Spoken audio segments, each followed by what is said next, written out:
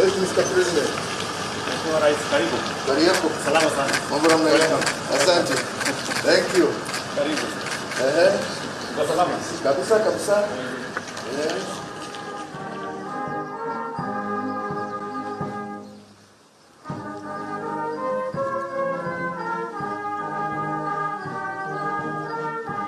August 1st, 2025, former President Uhuru Kenyatta walks into the State House for the first time since handing over power in 2022.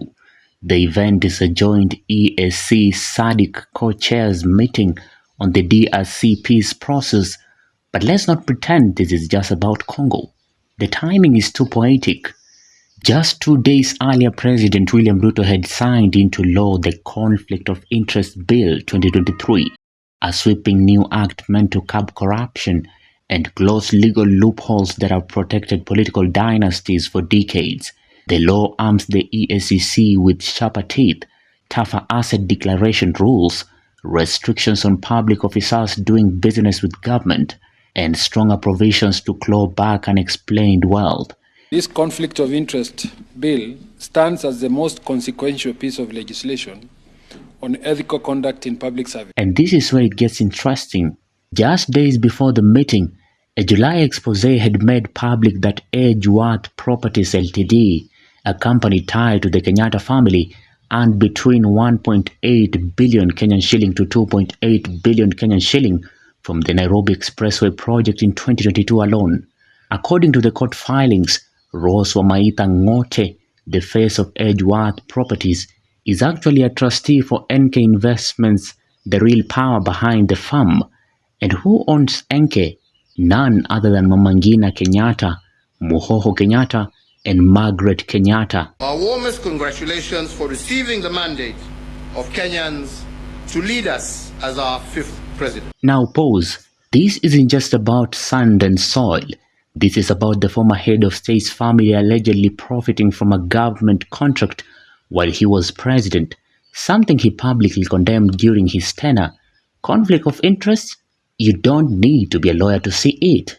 Then enters Ruto with perfect political choreography. He signs the Conflict of Interest Act, a noble move? Maybe, but also a calculated one.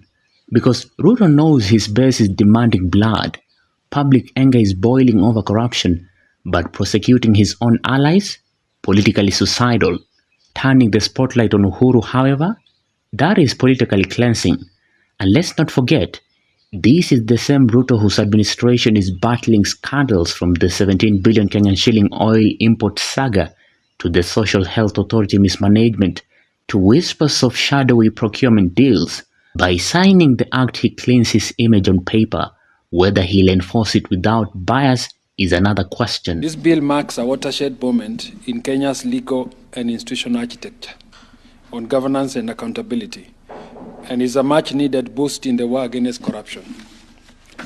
This law is a decisive shift towards a higher standard of probity and accountability for all those in the public service, in whichever arm of government and in both the national and county government. So, what was Uhuru doing at State House? He didn't speak publicly about the exposé. He didn't comment on the new law. But we know this. It is the first time he has been this close to Ruto in 3 years, a man he once politically disowned. Now, it could be he's just committed to the DRC peace process, but let's be real. Uhuru Kenyatta is no pawn. If he is walking into State House now, with a new law freshly inked and his family under financial microscope, it is because something needed to be said behind closed doors. Mimi hiyo ambayo ya kuogopa iliisha bana. Tumetishwa, tumeambiwa nini, tumeambiwa sijui nini, kila saa mtu akishindwa njia ya kufanya kitu yake, sijui serikali iliyopita. But don't forget, Ruto isn't a saint here. He may be holding a legal sword now, but his own career is littered with controversies, from the 2009 maize scandal to the infamous 100 million Kenyan shilling jet to The Hague, to massive tenders in Eldoret's hospital project that ballooned without scrutiny. Let's not forget, he and Uhuru were once twins of power. Their legacy are entwined, and their scandals don't exist in isolation.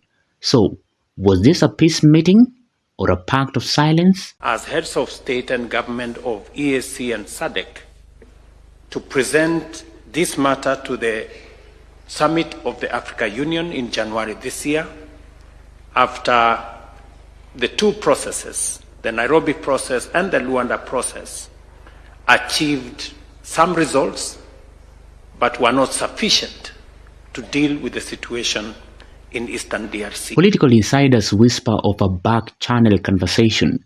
Could Uhuru be negotiating immunity for his family?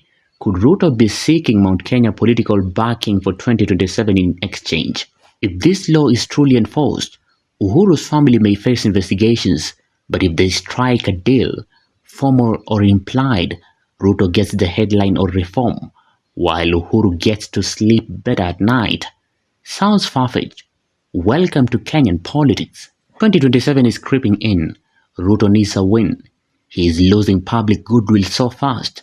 The streets are restless, protests are swelling, and the economy is fragile. Uhuru may have retired, but his influence in Mount Kenya hasn't evaporated yet. Aligning even quietly could tilt the scales, not publicly, but politically. Sasa kampeni zilikuwa moto na zilikuwa zimechacha. Hata nyinyi mlikuwa mnajionea kila siku. Kampeni zilichacha. Kweli ama sio kweli? Demokrasia ilikuwa imewaka moto kibira. Let us not dismiss the Congo peace process. It matters most.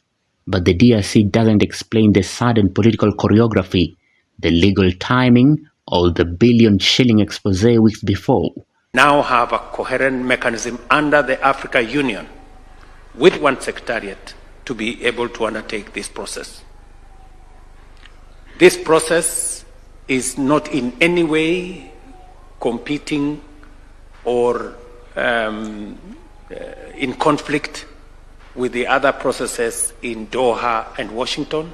In fact, we believe with this process now, the Washington Agreement or Peace Accord and the agreement in Qatar find a mechanism of alignment with the African-led process. This meeting may have won a diplomatic suit, but his heartbeat was legal survival and political self-preservation.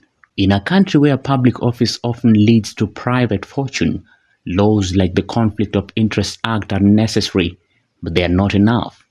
It is one thing to write a law, it is another to enforce it impartially, without fear, favor, or political deals behind state house curtains. The cameras captured diplomacy, but Kenyans, we saw the script underneath.